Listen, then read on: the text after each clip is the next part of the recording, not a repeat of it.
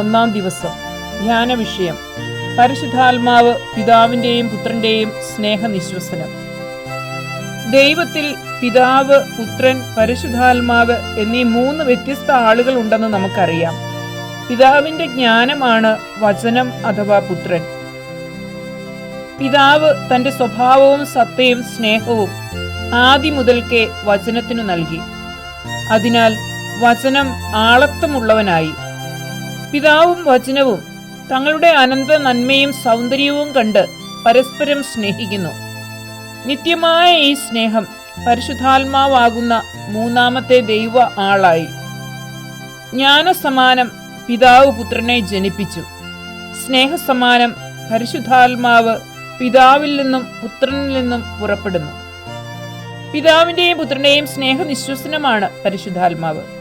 അതിനാൽ റൂഹ, കാറ്റ് എന്നിങ്ങനെ പേരുണ്ടായി.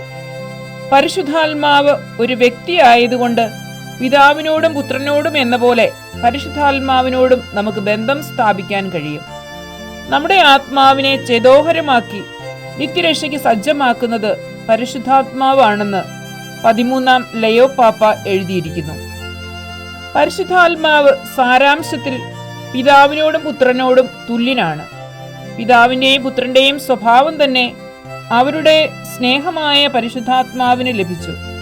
അതിനാലാണ് പരിശുദ്ധാത്മാവിന് പിതാവിന്റെയും പുത്രന്റെയും ആത്മാവ്, ദൈവത്തിലുള്ള സ്നേഹാത്മാവ്, പിതാവിന്റെയും പുത്രന്റെയും സ്നേഹനിശ്വസനം, ദൈവസ്നേഹം എന്നൊക്കെ പേരുണ്ടായത്. ഈ അർത്ഥത്തിലാണ് പരിശുദ്ധാത്മാവിനെ പിതാവിന്റെയും പുത്രന്റെയും ചുംബനം എന്ന് പേർ വിളിക്കുന്നത്.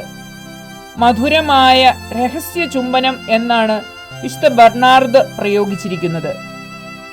റോമക്കാർക്ക് എഴുതിയ ലേഖനം 5ാം അധ്യായം 5ാം തിരുവചനത്തിൽ വിശുദ്ധ പൗലോസ്ലീഹ പറയുന്നു: പ്രത്യാശ നമ്മെ നിരാശരാക്കുന്നില്ല, കാരണം നമുക്ക് നൽകപ്പെട്ടിരിക്കുന്ന പരിശുദ്ധാത്മാവിലൂടെ ദൈവത്തിന്റെ സ്നേഹം നമ്മുടെ ഹൃദയങ്ങളിലേക്ക് ചൊരിയപ്പെട്ടിരിക്കുന്നു. ഈ തിരുവചനത്തിന്റെ അഭിഷേകം സ്വീകരിച്ചുകൊണ്ട് നമ്മുടെ ഹൃദയത്തെ സ്നേഹം കൊണ്ട് ഉജ്ജ്വലിപ്പിക്കാൻ ഇന്ന് പരിശുദ്ധാത്മാവിനോട് നമുക്ക് പ്രത്യേകമായിട്ട് പ്രാർത്ഥിക്കാം. പ്രിയ പരിശുദ്ധാത്മാവേ, പ്രസാദവരത്തിന്റെ സ്നേഹസമ്പൂർണമായ പ്രവൃത്തികളോടുകൂടെ അങ്ങ് ഞങ്ങളുടെ അടുക്കലേക്ക് വരണമേ. കവിഞ്ഞൊഴുകുന്ന ആ സ്നേഹ ഉറവയിൽ ഞങ്ങളുടെ ആത്മാവ് നിമഗ്നമാകട്ടെ.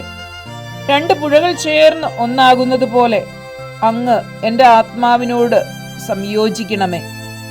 എല്ലാറ്റിനെയും പ്രകാശിപ്പിക്കുന്ന സൂര്യനെ പോലെ അങ്ങന്റെ ആത്മാവിലേക്ക് ഇറങ്ങി വരിക.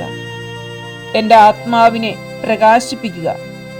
സ്വർഗത്തിൽ നിന്ന് അങ്ങയുടെ ദിവ്യ സ്നേഹാഗ്നി ജ്വാല എന്നിലേക്ക് ഇറക്കിത്തരണമേ.